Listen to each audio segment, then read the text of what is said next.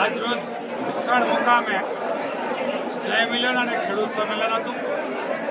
આ ખેડૂત સંમેલનમાં ખૂબ મોટી સંખ્યામાં ખેડૂતો હાજર રહ્યા।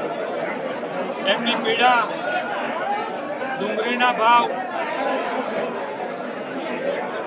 કોટનના ભાવ, મગફળીના ભાવ એ પૂરતા મળતા નથી। બીજી બાજુ ડુંગળીની નિકાસબંધી કરી, કોટનની આયાત કરી, ખેડૂતના ઘરમાં જ્યારે જણસ હોય ત્યારે એનો ભાવ ઘટાડે એવા કાવતરા થાય। જ્યારે ખેડૂતના ઘરમાંથી વચેટિયાના ઘરમાં જાય ત્યારે એમને ડુંગળીની નિકાસબંધી કરે, કોટન આયાત બંધ કરે અને વચેટિયાને ફાયદો થાય એવી જે બેધારી ભારતીય જનતા પાર્ટીની સરકારની નીતિ છે એમના સામે ખૂબ મોટો આક્રોશ થયો અને સૌ આગેવાનોએ નિર્ધાર કર્યો કે આ ખેડૂત વિરોધી સરકારને જાકારો આપવો અને એમના સામે લડાઈ કરવી એવું આજે સર્વાનુમતે નક્કી થયું। આગામી દિવસોની અંદર ચૂંટણી આવી રહી છે ત્યારે કોંગ્રેસ પક્ષ છે એ આ વિસ્તારમાંથી કઈ રીતે આક્રમક મૂડમાં આવશે? સામાન્ય રીતે કોંગ્રેસ પાર્ટી 138 વર્ષ જૂની હતી।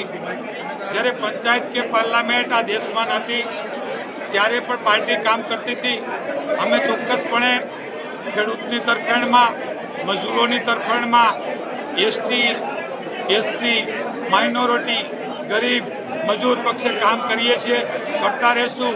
એ અમારા ધારાસભ્ય જીતે, અમારા સંસદ સભ્ય જીતે, અમારી સરકાર જીતે એ અમારી સેકન્ડ પ્રાયોરિટી છે।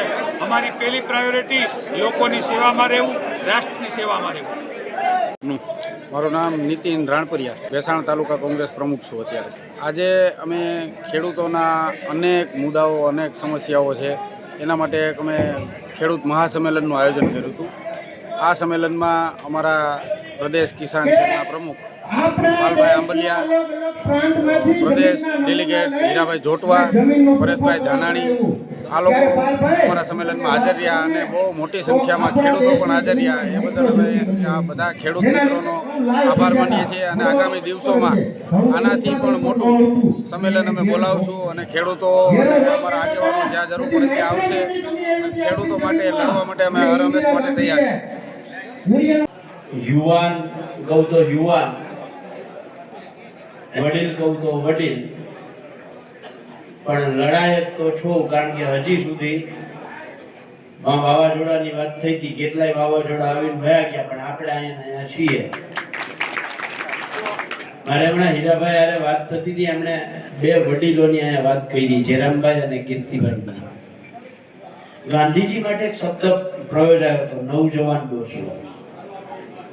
ગાંધીજીને ઝવેરચંદ મેઘાણીએ નવજવાન ડોસલાથી નવાઈ જતા, એવા અહીંયા બંને જેરામ બાપા અને કીર્તિ બાપા જે છે એ ખરેખર આ વિસ્તારના કોંગ્રેસના નવજવાન ડોસલો કહેવાય ને એમની પાસેથી યુવાનોએ શીખવાની જરૂર છે। શરીરથી જુવાન હોવું માત્ર જુવાન નથી। ની વાત કરી, અર્થતંત્રની વાત કરી,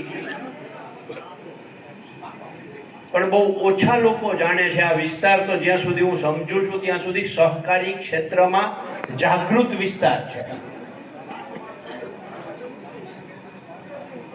સહકારી ક્ષેત્રમાં જાગૃત વિસ્તાર છે એટલે અહીંયા હું વાત મૂકું છું કે છેલ્લા 9 વર્ષની અંદર માત્ર મોદી સાહેબના શાસનમાં જ ઉદ્યોગપતિઓના નાણાં રાઇટ ઓફ કરવામાં આવ્યા છે। ખબર કેટલી રકમ કેટલી ખબર છે કોઈને? રાઇટ ઓફ એટલે one type of NPA, NPA એટલે માફ કરી દેવા। રાઇટ ઓફ એટલે હવે મળવાની શક્યતાઓ નથી।